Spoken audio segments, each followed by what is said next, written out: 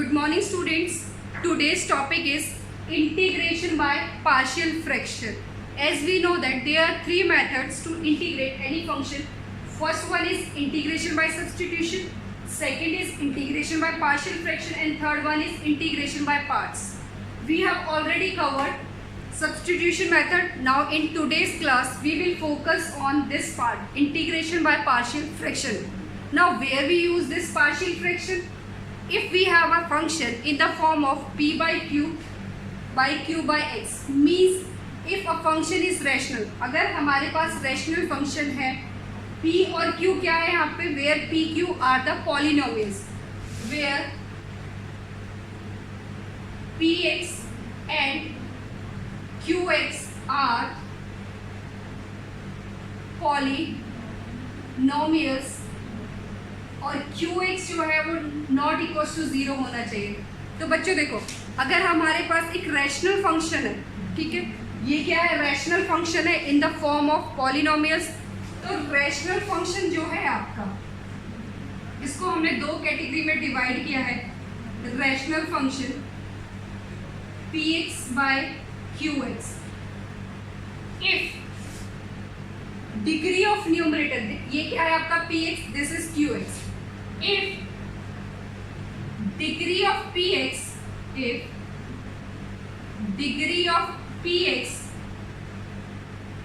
greater than equal to degree of qx, ध्यान से सुनो, रैशनल फंक्शन जो आपका px बाई qx की फॉर्म में है, ये आपका पॉलिनोमियल है. If the degree of numerator is greater than equal to denominator, then it is improper rational function. तो ये क्या है हमारा improper rational function है. उस केस में हम यूज करेंगे डिवीजन मेथड. उस केस में हम क्या यूज करेंगे, division method. Next, if degree of px is less than degree of qx, अगर हमारे px की डिग्री qx से लेस आती है तो ये हमारा क्या होगा, then it is proper function. तो ये क्या है, प्रॉपर फंक्शन है. तो उस केस में हमने यूज क्या करना है, पार्शियल फ्रैक्शन. तो हम क्या यूज करेंगे, पार्शियल फ्रैक्शन. पार्शियल फ्रैक्शन ये जो है, ये आपका इंपॉर्टेंट टॉपिक है, यहाँ से आपके क्वेश्चन बनते हैं सीबीएसई में. तो ये आ गया आपका डिवीजन मेथड, ये आपका आ गया पार्शियल फ्रैक्शन. तो बच्चों पार्शियल फ्रैक्शन हम कहाँ अप्लाई करेंगे, if we have a rational function, वो भी क्या होगा आपका, प्रॉपर. तो ध्यान रखना, पार्शियल फ्रैक्शन अप्लाई करने के लिए हमारा फंक्शन कैसा होना चाहिए, हमारा फंक्शन होना चाहिए प्रॉपर होना चाहिए. तो प्रॉपर फंक्शन के केस में अगर आपका रैशनल फंक्शन प्रॉपर है, means degree of numerator is less than degree of denominator है, तो उस केस में हम क्या यूज करेंगे, partial fraction. There are some forms, if we have rational function in these forms, then their corresponding we have partial fraction in these form. Means अगर आपके पास linear function इस फॉर्म में आता है तो उसके करस्पॉन्डिंग हमें अपना जो फॉर्म है पार्शियल फ्रैक्शन को वो ये रखना है. अगर आपके पास नॉन रिपीटेड लीनियर फैक्टर्स है, if we have non repeated linear factors, means x minus A x minus B, यहाँ देखो a और b इक्वल नहीं है, मीन्स ये दोनों डिफरेंट फैक्टर्स है, मीन्स रिपीट नहीं हो रहे. तो उस केस में हमने जो पार्शियल फ्रैक्शन की फॉर्म लेनी है, a upon x minus a plus b upon x minus b. तो there are different forms of rational function corresponding to partial functions. अब आपने क्या करना है, अगर मेरे पास जो फंक्शन है, लीनियर जो फैक्टर है वो रिपीट होते, if linear factors are repeating, then in that case तो आपने जो फॉर्म अज्यूम करना है वो क्या होगा, a upon x minus A. X minus a क्या है आपका, रिपीट हो रहा है, एक्स माइनस ए क्या रिपीट हो रहा है, a upon x minus a plus b upon x minus a का whole square plus c upon x minus b. ये आपका जो फंक्शन है रैशनल फंक्शन, ये आपका px बाई qx की फॉर्म में, ये क्या आपका px बाई qx की फॉर्म में. अब अगर आपके पास ऊपर क्वाड्रेटिक आता है और नीचे non repeated linear factors minus ए, एक्स माइनस ए, x minus b, x minus c. यहाँ पे क्या है, ए बी सी तीनों ही आपके इक्वल नहीं है। इन दैट केस जो आपके पास पार्शियल फ्रैक्शन फॉर्म आएगी a upon x minus a, b upon x minus b, c upon x minus a. If p x is quadratic and denominator अगर क्यू एक्स जो है आपका रिपीटेड लीनियर फैक्टर्स है, तो उस केस में क्या होगा, a upon x minus a plus b upon x minus a का होल स्क्वायर। बच्चों जितने टाइम से रिपीट होता जा रहा है उतने ही टाइम्स आप कांस्टेंट ऐड करोगे। If it is x minus a का होल क्यूब तो आप लिखोगे a upon x minus a plus b upon x minus a का whole square plus c upon x minus a का whole cube. Next is if we have quadratic factors, अगर हमारे पास quadratic factors आते तो उस केस में क्या होगा, ये देखो ऊपर पी कुछ भी हो, हम नीचे चेक कर रहे हैं अपना डिनोमिनेटर, तो यहाँ आपका क्वाड्रेटिक है, ये लीनियर, तो क्वाड्रेटिक के केस में क्या करोगे, लीनियर को तो एज इट इज लिखोगे a upon x minus a. Quadratic के केस में क्या करोगे, ये क्या आपका x square plus B x plus c, x square plus B x plus c. तो आप इसको कैसे एज्यूम करोगे, तो उस केस में जो आपकी फॉर्म होगी वो क्या होगी, b x plus c upon x square plus B x plus c. ये जो है आपका क्वाड्रेटिक, ये आप आगे इसको फर्दर फैक्टराइज नहीं कर सकते। नेक्स्ट केस, अगर आपके पास नीचे जो है दो फैक्टर्स आते हैं, क्वाड्रेटिक फैक्टर्स है, first is x square plus B x plus C, next is this, तो उस केस में क्या होगा, क्वाड्रेटिक के केस में आप क्या अज्यूम करते हो, a x plus constant divided by this quadratic. तो इस केस के लिए हम क्या करेंगे, a x plus b divided by x square plus B x plus c. इस केस के लिए हम क्या करेंगे, अनदर वेरिएबल्स ले लेंगे, सी एक्स प्लस डी। सी अगर आप यहाँ यूज कर चुके तो ठीक है, नहीं किया तो ये आ जाएगा आपका c x plus d divided by x square plus d x plus c. तो ये हमारे पास कुछ डिफरेंट रैशनल फॉर्म्स है, उनके करस्पॉन्डिंग हमने जो पार्शियल फॉर्म लेके चलनी है वो ये है। तो इन्हीं के बेसिस पे हम क्वेश्चन करेंगे। तो याद रखना, जब भी आपके पास नॉन रिपीटेड लीनियर फैक्टर्स आएंगे तो हम उसको किस फॉर्म में लिखेंगे, a upon x minus a plus b upon x minus b plus c upon x minus c. In case अगर आपके फैक्टर्स जो लीनियर है वो रिपीट हो रहे तो उस केस में आप क्या करोगे, a upon x minus a plus b upon x minus a का होल स्क्वायर। अगर एक्स माइनस ए का होल क्यूब है तो plus c upon x minus a का होल क्यूब। और अगर आपका डिनोमिनेटर में कहीं भी क्वाड्रेटिक फॉर्म आ रही है तो उस केस में आप क्या लिखोगे, a x plus b divided by quadratic. अगर आपके पास दो क्वाड्रेटिक फॉर्म है तो अनदर वेरिएबल्स ले लोगे, c x plus d divided by quadratic form. तो let's start some question based on question is 3x minus 1 dx, x minus 1, x minus 2, x minus 3। बेटा अभी हमने क्या किया था, डिफरेंट फॉर्म्स देखी, रैशनल फॉर्म्स, उसके करस्पॉन्डिंग उसके पार्शियल फॉर्म्स। अब ये देखो, ये क्या है, हमारा लीनियर फॉर्म है, वो भी क्या है, नॉन रिपीटिंग लीनियर फैक्टर्स है इसके लिए। तो जब भी आपके पास नॉन रिपीटेड लीनियर फैक्टर्स होंगे तो आप फ्रैक्शन फॉर्म क्या अज्यूम कर सकते हो, जो आपकी पार्शियल फॉर्म होगी वो होगी आपकी 3x minus 1 upon x minus 1, x minus 2, x minus 3। ये क्या होगा, a upon x minus 1 plus b upon x minus 2 plus c upon x minus 3। Clear. अब हमने क्या करना है, हमें फाइंड करना है a b c की वैल्यू।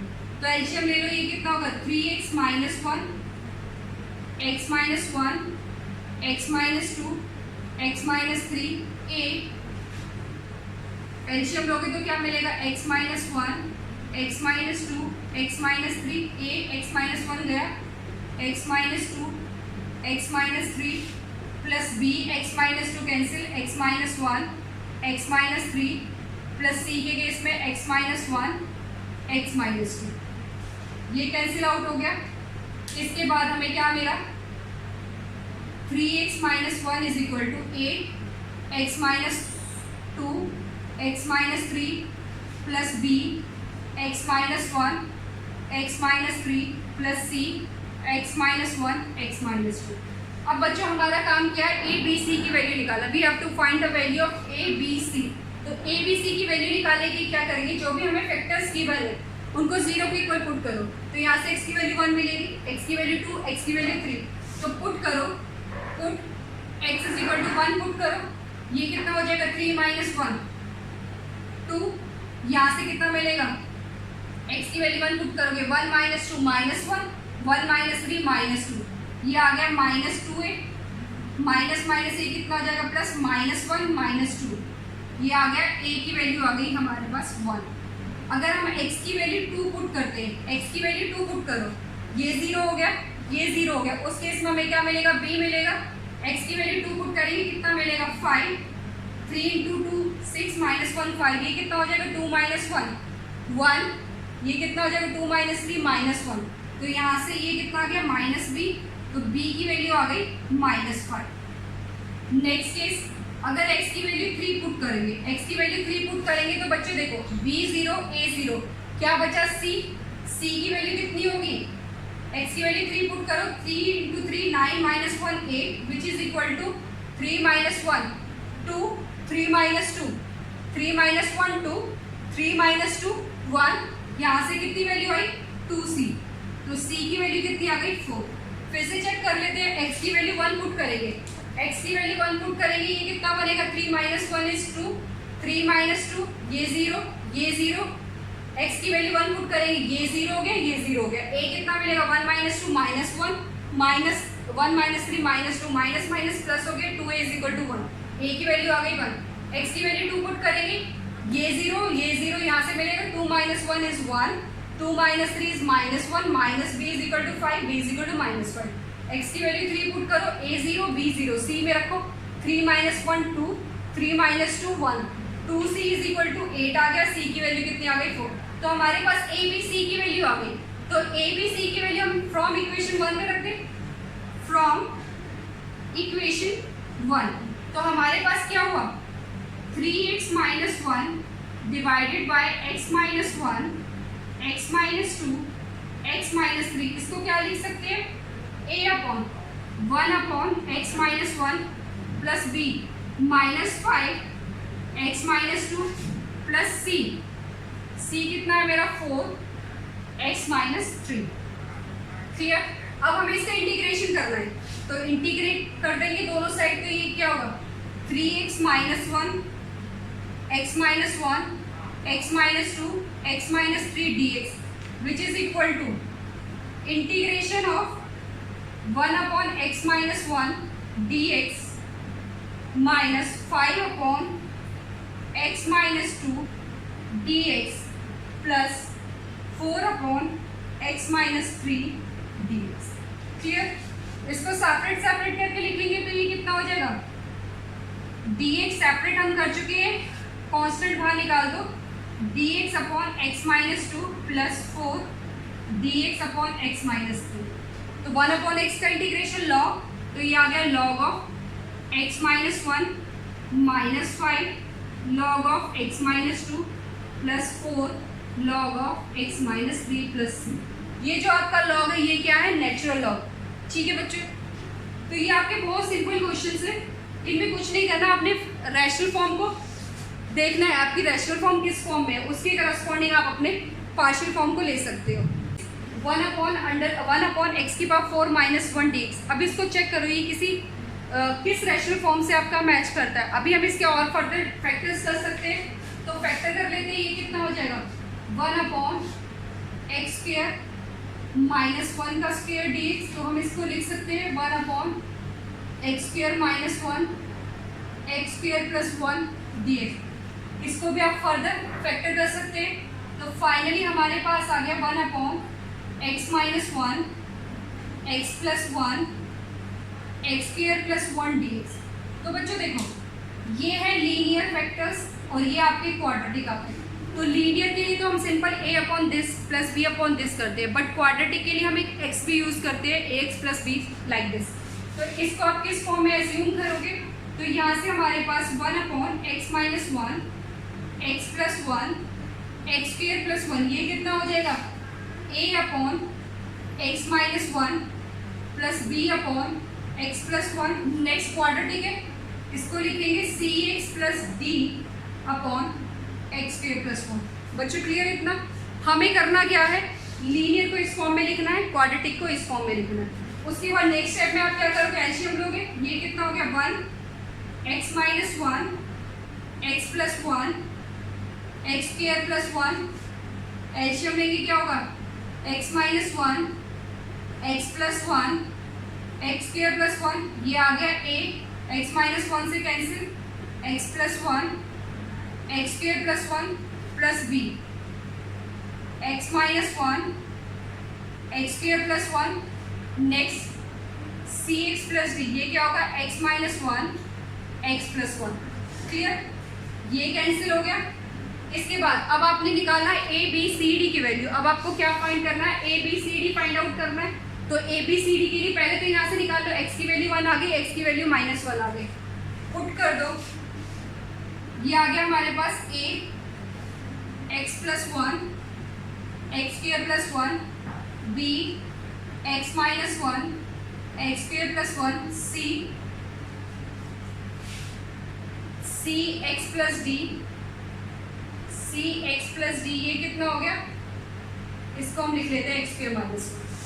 अब पुट करेंगे एक्स की वैल्यू, फर्स्ट क्या पुट करेंगे, put x is equal to 1, put करो एक्स की वैल्यू 1, ये 0 ये 0, तो ए मिलेगा 1 इज इक्वल टू, ये कितना हो गया 1 प्लस 1 1 प्लस 1 2 प्लस 2 4, ए की वैल्यू आ गई 1/4, ए की वैल्यू कितनी आ गई 1/4।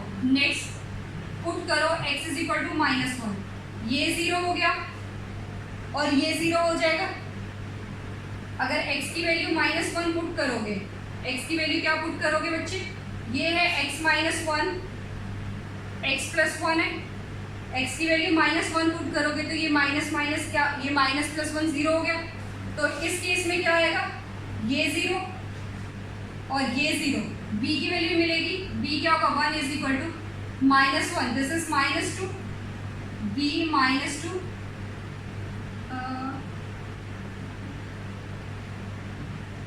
एक मिनट, ये -1 ये 0 हो गया यहाँ पे, ओके, यहाँ -1 पुट करके -1 -2 हो गया, -1 का स्क्वायर +2 हो गया।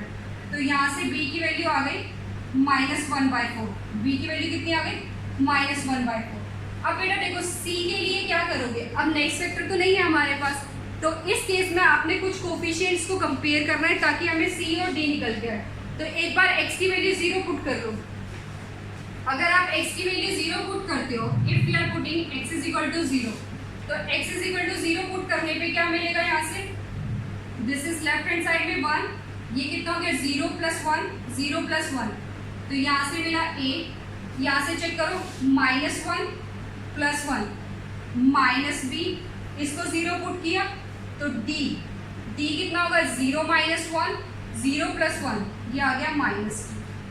हमें किसकी वैल्यू चाहिए, d की वैल्यू, देखो क्या आएगी 1 is equal to a is 1/4, b is 1/4 minus d, तो ये कितना हो गया 2/4, 1/2 1 - 1/2 इज इक्वल टू d, तो यहाँ से -d की वैल्यू कितनी आ गई -1/2, d कितना आ गया -1/2, a निकल आ गया, b निकल गया, d निकल गया। अब c देखो, c के लिए आपको क्या करना पड़ेगा, अब c के साथ ये क्या है आपका, दिस टर्म इज x² - 1। अगर हम कंपेयर करें कोफिशिएंट ऑफ, ये देखो यहाँ से x², ये x³ बनाएगा, ऐसे ही यहाँ से x² ये x³ बनाएगा, ये x³ बनाएगा। तो हम कंपेयर कर सकते हैं for the value of c, compare coefficient of x³ देखो बेटा हमारे पास 4 वेरिएबल्स है a b c d, 2 हमने निकाली by using this linear factor, एक हमने निकाल लिया x को 0 पुट करके। नेक्स्ट अब हमारे पास कुछ नहीं बचा, तो हम क्या करेंगे, कोफिशिएंट्स को कंपेयर करेंगे। ऐसे कोफिशिएंट्स को कंपेयर करना है जिसमें c इंक्लूड हो। तो c देखो ये x² - 1 है, ये कितना बन जाएगा, c से इसको मल्टीप्लाई करेंगे x³, तो हम क्या कर रहे हैं x³ के कोफिशिएंट्स को कंपेयर कर रहे हैं। लेफ्ट साइड में 1 है तो यहाँ कोई कोफिशिएंट नहीं है, इसको हम 0 ले लेंगे इज इक्वल टू 0। नेक्स्ट यहाँ देखो दिस x और x², ये क्या बना गया x³, तो यहाँ से कोफिशिएंट ऑफ x³ a आ गया। इधर चेक करो x² + x, इसने भी x³ बनाया प्लस b, यहाँ से कितना होगा x² + x c, तो यहाँ से जो c की वैल्यू आ गई वो आ गई -a + b, c की वैल्यू क्या आ गई -a + b, तो c a क्या है 1/4, c ये आ गया -1/4 - 1/4, ये तो कैंसिल हो गए 0, तो c की वैल्यू क्या आ गई 0। a निकाल लिया हमने, b निकाल लिया, c निकाल लिया, d निकाल लिया। a कैसे निकाला, x की वैल्यू 1 पुट करी इस वाली इक्वेशन में, x की वैल्यू -1 पुट करी इस वाली इक्वेशन में, x को 0 पुट किया, उसके बाद हमने क्या किया है कोफिशिएंट को कंपेयर कर लिए, किसकी कोफिशिएंट को, अब हमें सी चाहिए, डी भी निकल आया, ए भी निकल आया, बी भी निकल आया, रह क्या गया हमारा सी। तो सी के लिए हमने क्या किया, कोफिशिएंट ऑफ एक्स क्यूब को कंपेयर कर लिया। अब ये सब आ गया। तो फ्रॉम इक्वेशन वन क्या हो जाएगा, ये हमारे पास ये जो फॉर्म आई है 1x² - 1dx, इसको हम लिख सकते हैं। a की वैल्यू कितनी है, a is 1/4 dx upon x - 1। Next b कितना, -1/4 dx अपॉन x + 1। नेक्स्ट अब बच्चों यहाँ देखो, यहाँ x की वैल्यू, c की वैल्यू 0 हो गई है, तो c 0 हो गया, plus d upon x² + 1। d की वैल्यू कितनी है, -1/2, ये आ गया -1/2 dx upon x² + 1। Clear. a b c d की वैल्यू इक्वेशन 1 में डाल दो, a b c 0 हो गया, तो हमारे पास d अपॉन x² + 1 आया, और d कितना, -1/2। सॉल्व कर लो इसको। अगर हम इसको सॉल्व करेंगे तो हमें क्या मिलेगा, which is equal to 1/4, this is log of x - 1, ये कितना हो गया, -1/4 लॉग ऑफ x + 1। अब ये देखो, ये किसका फॉर्मूला बन रहा है, tan इनवर्स का। बच्चों फॉर्मूले सारे लर्न होने चाहिए। 1/a, a क्या है आपका 1/a, तो 2 × 1 tan इनवर्स x + c आ गया। ठीक है, यहाँ फॉर्मूला हमने कौन सा अप्लाई किया है, यहाँ फॉर्मूला अप्लाई किया है integration of 1/x² + a² which is equal to 1/a tan inverse x/a + c। अब ये भी 1/4, ये भी 1/4, लॉग की प्रॉपर्टी लगा दो, log m/n, ये आ गया log x - 1, m - n क्या हो गया, log m/n, x - 1 x + 1 -1/2 tan inverse x + c। This is required result. ठीक है, इस क्वेश्चन में हमारे पास लीनियर भी है और क्वाड्रेटिक भी है। लीनियर के केस में a upon this plus b upon this, और क्वाड्रेटिक केस में ये फॉर्म अज्यूम करनी है। सबसे पहले a b c d find out करने के लिए जो भी फैक्टर्स गिवन उनको 0 के इक्वल रख लो, x की वैल्यू निकाल लो 1i - 1i। अब हमारे पास दो कांस्टेंट रह गए, c और d निकाला, तो इसके लिए एक को x को 0 पुट किया, और नेक्स्ट जो कांस्टेंट बच जाएगा उसको देख लो वो कांस्टेंट कौन सी टर्म में आ रहा है, उन्हीं कोफिशिएंट्स को आप कंपेयर कर दे। बच्चों next question is x² - 2 upon x² + 2 2x² + 1। अगर आपके पास इस टाइप का क्वेश्चन है जिसमें न्यूमरेटर और डिनोमिनेटर दोनों आपको क्या दे रखी हो, सेम वैल्यूज दे रखी हो, आपको क्या दे रखी हो, सेम वैल्यूज दे रखी हो, तो उस केस में आपने क्या करना, अज्यूम करना है। यहाँ पे आप सब्सटीट्यूशन नहीं लगाओगे, यहाँ पे जो आप मेथड यूज करोगे उसको हम बोलेंगे टेम्परेरी सब्सटीट्यूशन। टेम्परेरी हम क्या बोलेंगे उसे, यहाँ पे जो मेथड लगेगा वो होगा टेम्परेरी सब्सटीट्यूशन। ठीक है, या फिर हम इसमें क्या बोल सकते हैं, हम अज्यूम कर रहे हैं, हम क्या कर रहे हैं, अज्यूम कर रहे हैं। बच्चों ध्यान से देखो, इस टाइप के क्वेश्चंस में आपने करना क्या है, if numerator and denominator contains the same value, means यहाँ भी x² है, यहाँ भी x², यहाँ भी, तो इस केस में इस क्वेश्चन को सिंप्लीफाई करने के लिए बिफोर पार्शियल फ्रैक्शन हम कुछ टर्म अज्यूम कर लेंगे, मीन्स x² को रिप्लेस कर देंगे एक टर्म से जिसका नाम दे दिया y। तो हम यहाँ पुट कर रहे हैं, पुट x² = y।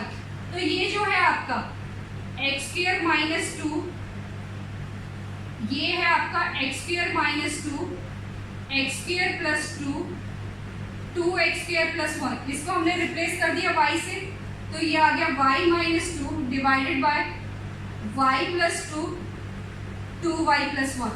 बच्चों ध्यान रखना, सिर्फ मैं यहाँ पे रिप्लेस कर रही हूँ, डिफरेंशिएट नहीं कर रही। क्यों, यहाँ पे आपने इसको डिफरेंशिएट नहीं करना, ये आपका temporary substitution means for the time being हम उस वेरिएबल को y से रिप्लेस कर रहे हैं। ठीक है, अगर आप सब्सटीट्यूशन करते, सब्सटीट्यूशन करने के लिए उसका डिफरेंशिएशन भी होना जरूरी है। ठीक है, अगर आप x² को t पुट कर रहे हो तो 2x dx यहाँ पे होना चाहिए, बट ऐसा नहीं है, तो in that case we only replace the value of x² as y। तो आपने ये किया। अब इसके बाद पार्शियल फ्रैक्शन वाला मेथड अप्लाई करो, तो y - 2 y + 2 2y + 1 को हम क्या लिख सकते हैं, a upon y + 2 plus b upon 2y + 1। Clear.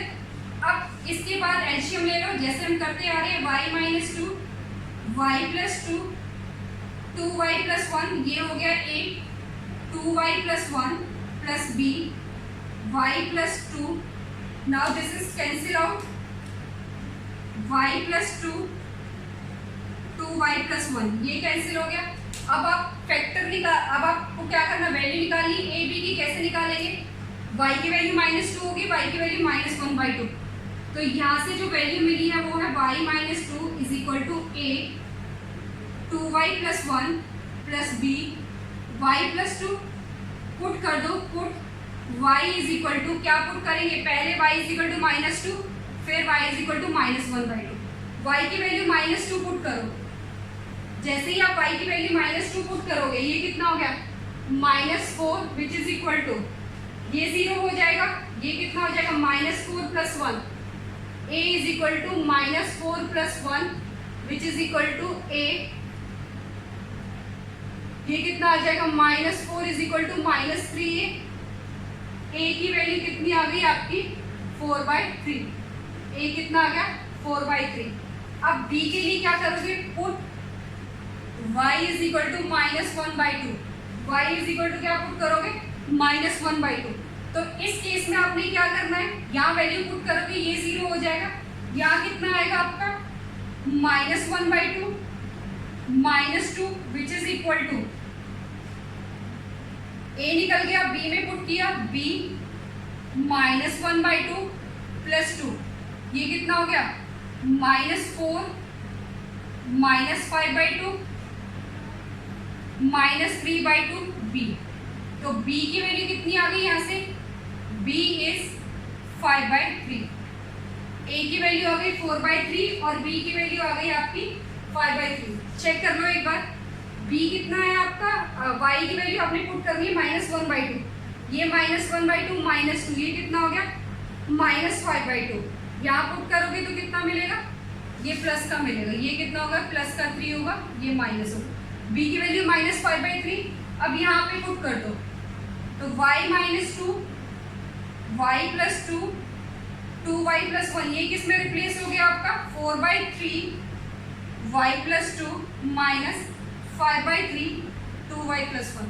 बच्चों हमने क्या किया है, पहले x² को रिप्लेस कर दिया y से, ये सारी टर्म आपकी y में आ गई, मैंने अभी इंटीग्रेट नहीं किया ना डिफरेंशिएट किया, तो y में कन्वर्ट करने के बाद आप इसमें पार्शियल फ्रैक्शन लगाओ, जैसे आप यूज़ करते हो, ये आपका लीनियर में कन्वर्ट हो गया, y की वैल्यू -2 आई और y की वैल्यू कितनी आ गई, -1/2। पुट करने के बाद मेरे पास a और b आ गए, वापस से मैंने इसको यहाँ पे पुट कर दिया, ठीक है। अब जो ये वैल्यू है y -2, ये किसके करस्पॉन्डिंग है, आपकी x के, तो वापस लगा दो, y को रख दो, हमने क्या अज्यूम किया था, y को x², तो ये आ गया x² plus 2, 2x² plus 1 which is equal to 4/3 x² plus 2 minus 5/3 2x² plus 1। अब आप इसका इजीली इंटीग्रेट करोगे, क्योंकि आपको इंटीग्रेट करना है dx के, तो ये आ गया x² minus 2 x² plus 2 2x² plus 1 dx which is equal to 4/3